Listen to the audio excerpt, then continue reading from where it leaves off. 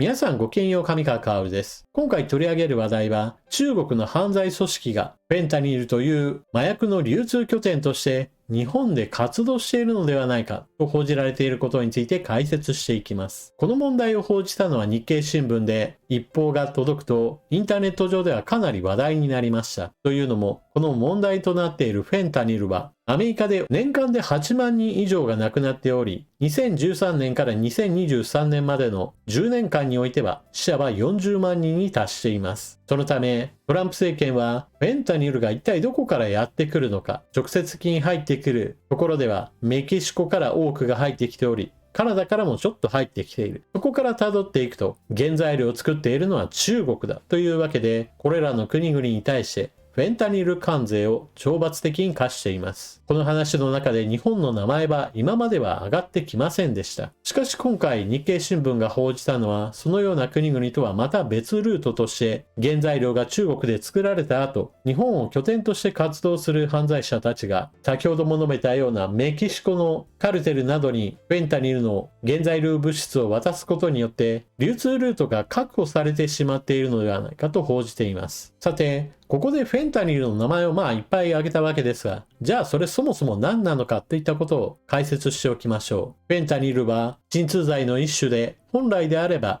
癌の終末期などにおいて痛みを取り除くために医療用に用いられるものです。よく知られる鎮痛剤としては、モルヒネの名前が挙がるでしょう。フェンタニルはモルヒネの80倍程度の鎮痛効果があるとされており、もう手の施しようのなくなったがん患者に対してその痛みを大きく減少させることができます。ただしそれはあくまでも医療用に用いた時の話で、問題なのは、そして本来であれば使わないでいい人たちが使った場合における有害性です。痛みを取り除くと同時に、このフェンタニルには非常に高い中毒性があります。使った際には痛みを取り除くだけではなく、多幸感が脳を支配します。非常に少量でも強力な効果が即効性で現れるため、一度手を出すとそう簡単にやめることはできないものだそうです。フェンタニルの流通ルートとしては、先ほども述べたように、まず中国で原材料物質が工場で作られます。それらをメキシコのカルテルなどに渡し、そこで最終製品としての麻薬化が行われます。あとは従来の麻薬流通ルートに乗せてアメリカで売りさばくというわけです。なお、トランプ大統領はカナダに対しても流入ルートとして指摘してフェンタニル関税を課しましたが、量だけで見るとメキシコから入ってくる量が 99% 以上、カナダから入ってくる量はだいたい 1% 以下です。ただし、たとえ 1% 以下だったとしても、確かに入ってきていることから、アメリカとしては許せないというわけです。フェンタニルは、ヘロインなどと違って工場である程度作ることができることから、犯罪者にとっては製造コストが安いものなんだそうです。ヘロインであれば消し畑を耕す必要があるわけで、人手もかかりますし、場所も取ります。そうした意味では、非常に少ない量で、そして工場で作れるという意味において、犯罪者集団にとっては非常に都合のいい麻薬物質になってしまったわけです。製造コストとしてはフェンタニル1キロで75万円、それが末端価格になると1200万円相当になるそうです。なぜそのような中国で作られたものが今回日本を流通拠点としてメキシコ、そしてアメリカへと持ち込まれていくか、この話についてしておきましょう。先ほども述べたようにアメリカも従来の流通ルートに対しては厳しい対応を取るとして関係各国に対して対応を取るように求めています。しかし、そうした意味において対応が遅れている国として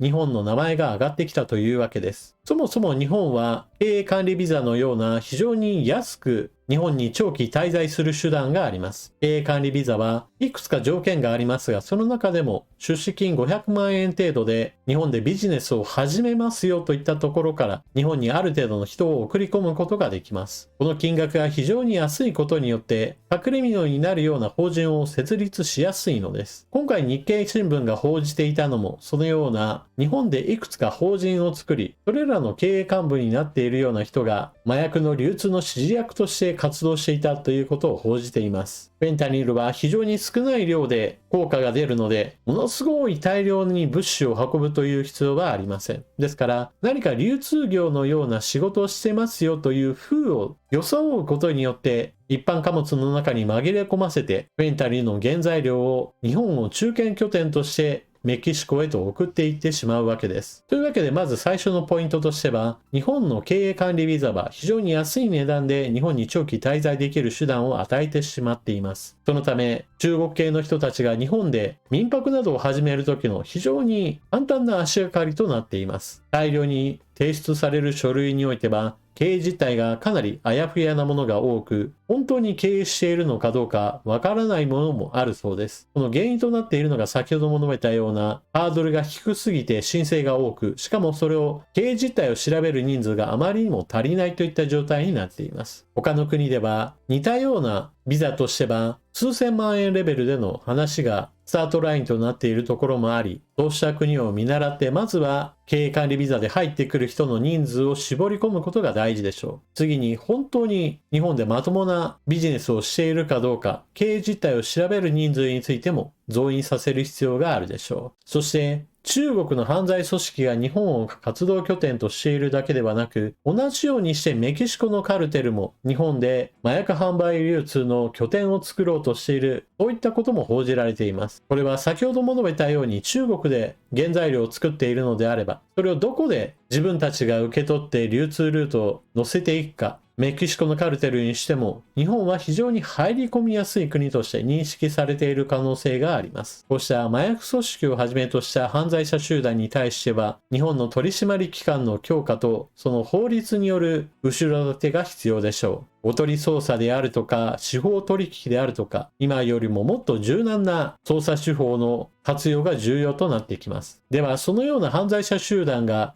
日本を拠点としているのであれば、日本でもフェンタニルによる死者がどんどんと増えてしまうのではないかといった問題を誰もが考えるでしょう。現在のところ一部では流通が始まったかもしれないと指摘はされていますが、はっきりとした死者数としてものすごい勢いで人数が出ているといったわけではありません。先ほども述べたようにアメリカでは年間8万人程度がこのフェンタニルによる死亡事案として数が上がってきています。また死ぬほどではないにしても完全に人格が破壊された人が街でゾンビのようにうろつくといった光景についても動画で様々インターネット上で上がっています。フェンタニルが蔓延するようになるとそのように死亡する人も激増するし、死亡しないにしてもあからさまに脳みそが破壊された人が出てくることによってその害といったものが目に見えるようになります。なんで日本だとそれほど広まっていないかといえば、中国の犯罪者組織にしてもメキシコのカルテルにしても基本的にはアメリカという巨大市場で大金を儲ければそれでいいという考え方があるのでしょう。というのも、フェンタニルそのものを売りつけるのではなく、まずゲートウェイドラッグといって麻薬の入り口になるようなところでフェンタニルをこっそり混ぜるといった手法が行われているそうです。そうした意味では麻薬が全般的に蔓延しているアメリカにおいては、フェンタニルは販売促進するという意味で犯罪者集団にとっては非常に都合のいい麻薬なわけです。また取り締まりという面においてもアメリカでは麻薬取締局の力は強いものの、現実問題としては犯罪その全体に対しては力不足が否めません。そもそもこれまでの歴史において中南米の麻薬組織はアメリカから吸い上げたお金で非常に強大となっており、その活動域は全米各地に犯罪組織を繰り上げてしまいました。そのため彼らにしてみても、たとえ中継拠点として日本を使っても、商売柄慣れていない土地で手を出すよりも、もう完全に販売ルートとして確立され、しかも人口が多く、それでいて捕まる人数が少ないというのであれば、アメリカでこのままビジネスとして麻薬販売を続けた方が、基本的にはリスクが少ない選択肢となっているようです。もちろんそれによって日本が大丈夫みたいな話では全くありません。中国の犯罪組織にしても、メキシコのカルテルにしても、